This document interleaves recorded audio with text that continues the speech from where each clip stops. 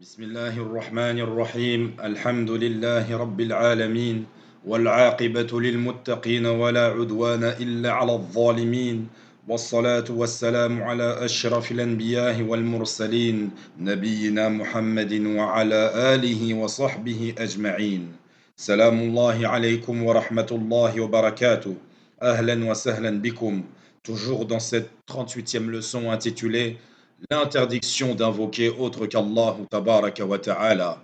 Et nous sommes arrivés au verset dans lequel Allah Azza wa Jal il dit invoquerons-nous au lieu d'Allah ce qui ne peut nous profiter ni nous nuire et reviendrons-nous sur nos talons après qu'Allah nous a guidés comme quelqu'un que le diable a séduit et qui erre perplexe sur la terre, bien que des amis l'appellent vers le droit chemin, lui disant viens à nous. Dis-leur, le vrai chemin c'est le chemin d'Allah et il nous a été commandé de nous soumettre au Seigneur de l'univers. Nous avions parlé dans le cours dernier que tout ce qui était invoqué en dehors d'Allah est forcément du batil. Rappelons également ici que lorsqu'il dit, Allah Azzawajal, dis-leur au messager d'Allah, invoquerons-nous au lieu d'Allah. C'est-à-dire que tout ce qui est invoqué en dehors d'Allah ne peut être considéré comme être Allah Azzawajal. Allah, il est Al-Ali Al-A'la. Il est le très élevé, le très haut. Et toute autre chose a été créée par lui. Allahu tabaraka wa ta'ala. J'attire votre attention. Allah, il a des noms parfaits avec lesquels on doit l'invoquer.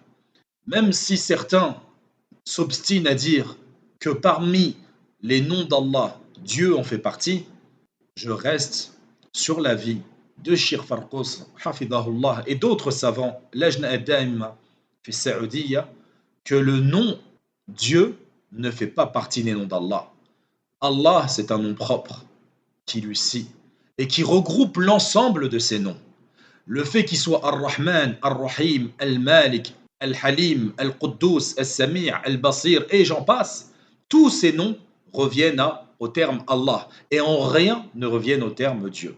Sachez que Dieu veut dire celui qui est adoré, mais ce n'est pas un nom propre, car énormément de choses sont considérées comme divines ou comme des dieux, c'est-à-dire qu'elles sont adorées. Ceci étant dit, toute personne qui invoque autre qu'Allah aura forcément invoqué une chose inférieure à Allah. C'est pour cela que Allah il dit dans la suite ce qui ne peut nous profiter ni nous nuire. Donc tout ce qui est invoqué en dehors d'Allah ne peut être profitable pour la personne et ne peut lui nuire. Également ici, il faut comprendre que c'est les mécréants qui appellent les croyants à vouloir désobéir et à associer à Allah Azzawajal dans leurs invocations. Et c'est pour cela que les croyants leur répondent et leur disent comment voulez-vous qu'on délaisse le droit chemin après qu'Allah nous y ait guidés vers celui-ci?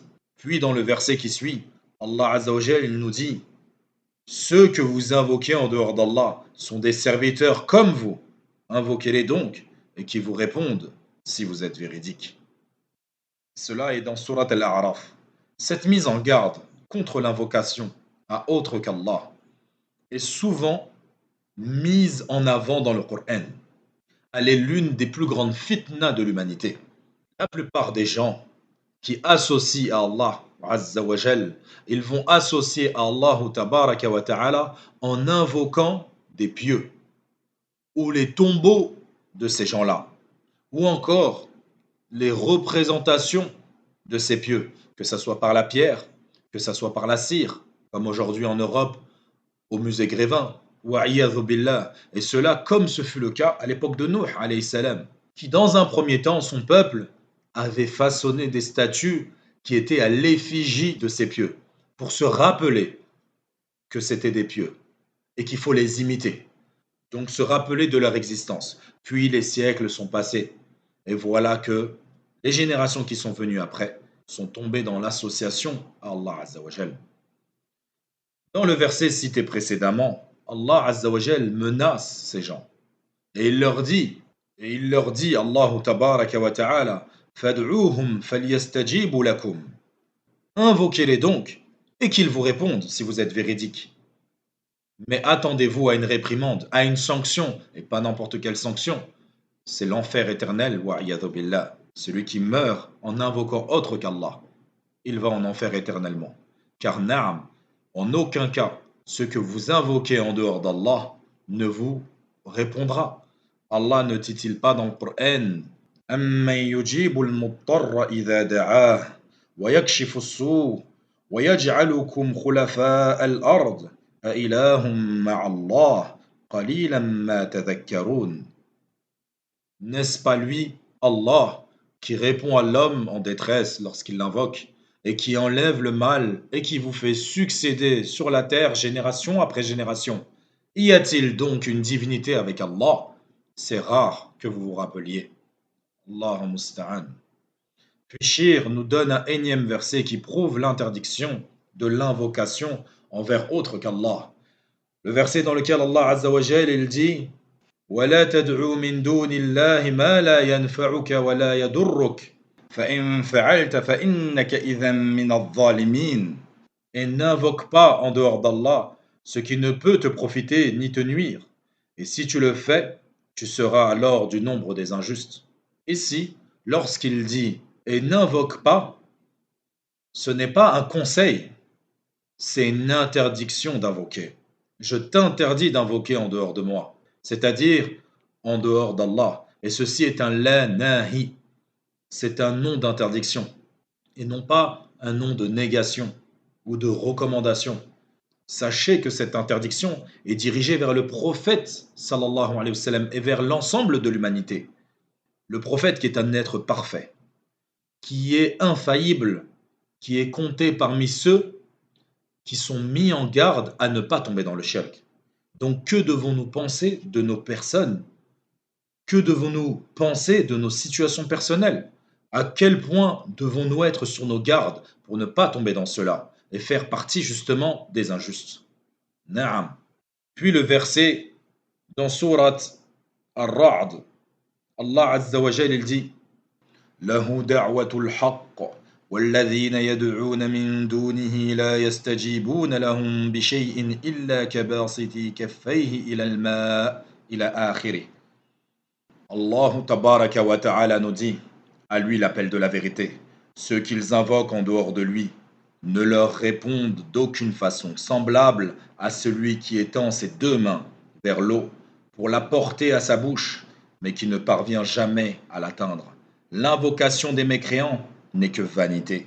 Et les savants nous expliquent que c'est une image qu'Allah nous donne ici, comme celui qui mettrait sa main dans l'eau avec les deux mains bien ouvertes, séparées, voire même les doigts écartés, qui essayerait de prendre de l'eau et de l'apporter vers sa bouche pour en profiter de la fraîcheur de cette eau.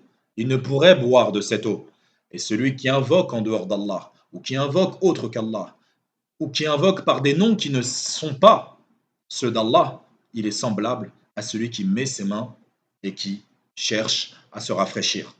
Il a beau lever les mains au ciel comme il veut, mettre les mains en signe de croix ou coller les deux paumes l'une contre l'autre, ou même se mettre au pied de son lit à genoux, tant qu'il invoque autre qu'Allah ou qu'il invoque d'une manière qui n'est pas celle qu'Allah nous a légiférée, sachez que son invocation ne lui est profitable en rien du tout.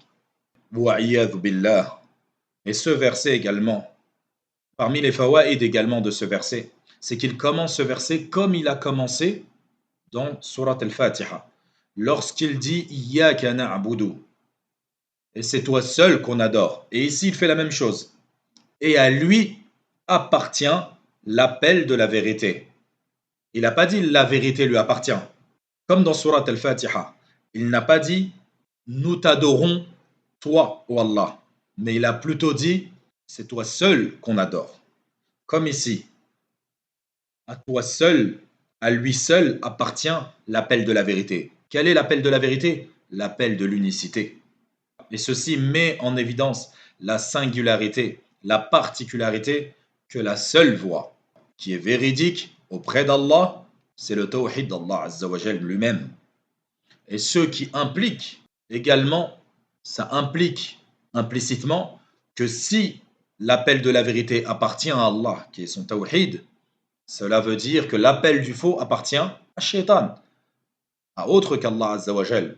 Son appel te dirigera tout droit vers un enfer éternel. Wa'iyadhu billah. Naam. Et comme cela, Shir nous a énuméré énormément de preuves tirées du Coran quant à l'interdiction d'invoquer autre qu'Allah. Nous les avions déjà énumérées succinctement lors de la première partie de cette 38e leçon. Et bifadlillahi ta'ala, ces versets sont tellement explicites qu'il n'y a pas besoin de les expliquer plus que cela. Comment peut-on être plus explicite que cela? Que la parole d'Allah Azza wa Jal. Exemple, lorsqu'il dit dans Surat Al-Jinn وَأَنَّ الْمَسَاجِدَ لِلَّهِ فَلَا تَدْعُوا مَعَ اللَّهِ أَحَدًا. Les mosquées sont consacrées à l'adoration d'Allah. N'invoquez donc personne avec Allah. Peut-on être plus explicite que cela? Et sachez ici, min bab al-fa'ida, quand il parle de mosquée, on peut considérer que c'est le lieu à proprement dit, donc l'espace, donc les mosquées, mais également, comme nous dit Saïd ibn Jubair, radiallahu anhu, que ce verset est descendu concernant les parties du corps avec lesquelles on se prosterne, qui sont le front, avec le nez, les paumes des mains, les deux genoux et les pointes de nos pieds. Et ces parties-là ne peuvent être inclinées, ne peuvent être rabaissées, prosternées que pour Allah seul, sans associé. Tels que les masajid n'appartiennent qu'à Allah seul sans associé. Également dans ce verset, lorsqu'il dit fala tad'u et n'invoquez pas, c'est un nom d'interdiction, encore une fois. Ce n'est pas une recommandation et ce n'est pas non plus une négation. Ce qui veut dire explicitement fala tad'u ay ahad. N'invoquez absolument personne, si petite soit cette chose-là, ou si immense soit-elle, ne l'invoquez pas en dehors d'Allah. Et pour finir, dans ce cours, Allah Azza wa Jal, il dit également, dis-leur au messager d'Allah, Qul innama ad'u rabbi wa la ushriku bihi ahada. Dis, je n'invoque que mon Seigneur et ne lui associe personne. Donc, quand il dit je n'invoque que mon Seigneur et je ne lui associe personne, c'est-à-dire absolument personne. Dis-leur également, ô messager d'Allah, je ne possède, c'est-à-dire toi, Mohammed, sallallahu alayhi wa sallam, tu ne possèdes aucun moyen pour faire du mal ni pour faire du bien, par le fait de nous guider vers le chemin droit. Celui qui guide, c'est Allah. Donc, à quoi bon sert d'invoquer le messager d'Allah, sallallahu alayhi wa sallam, s'il dit clairement, à travers le verset et la parole d'Allah azza wa jal, qu'il ne possède aucune guidée. An-Nabi la yamliku darran wa la rashada.